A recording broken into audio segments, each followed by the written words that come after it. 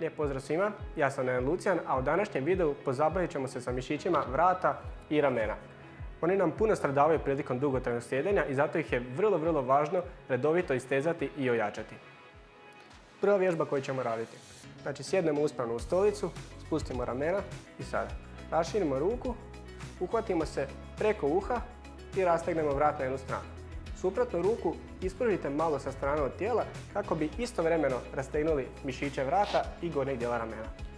Ponoviti i na jednu i na drugu stranu. Nemojte zadržavati predugo jer mišići koji nisu navikli biti istezani mogu se na taj način istegnuti i napravit ćemo kontraefekt. Znači, ponoviti nekoliko puta, zadržati po sekundu do 2.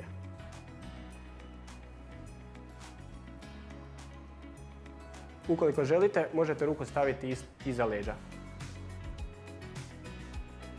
Ok, sljedeća vježba. Znači, samo lijevo-desno.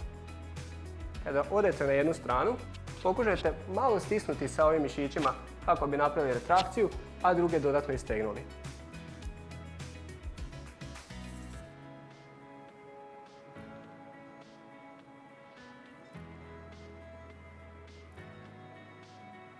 Sjajno. Sljedeća vježba možda će vam se činiti smiješnom, ali vrlo je korisna. Znači, sjednemo uspravno, glava nam je ravno i nastavite glavu samo uvući što je nazad više moguće. Ta vježba nam je vrlo korisna zato što prirodno nam glava svima malo visi prema naprijed dok radimo u uredu, a svaki centimetar koji glava ode prema naprijed stavlja dodatno opterećenje od prilike 2 kg na našu vratnu kralježnicu. Znači, sjednemo uspravno, glava u neutralnom položaju i samo ju ravno pokušamo uvući prema nazad koliko ide.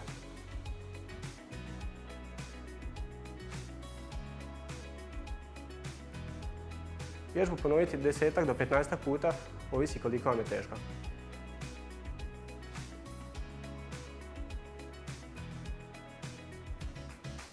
U redu.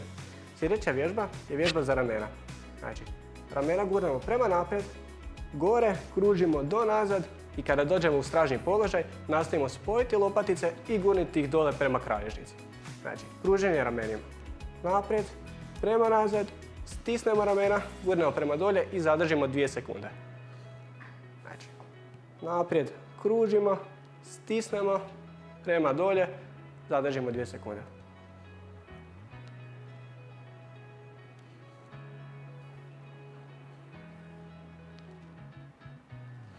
Sjajna vježba za istovremeno rastezanje, razgibavanje mišića, ali i jačanje gornjeg dijela ramenih mišića i stražnjeg dijela leđa.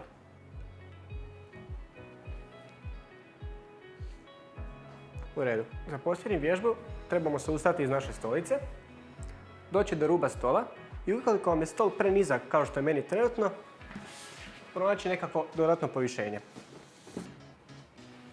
Osloniti se na to povišenje, udaljiti se od stola i lagano samo spustiti prema dolje. Ramena propustiti prema dolje što je više moguće i nastojati držati ravnu kičmu. Ukoliko vas zateže u koljenima, možete slobodno malo skrčiti koljena. Boraviti u ovom položaju 10 do 15 sekundi. Ove vježbe možete izvoditi više puta dnevno, što više to bolje, naravno, ali ni u čemu ne treba pretjerivati. Ponavljam, slušajte svoje tijelo, vježbajte zdravo i ostanite zdravi.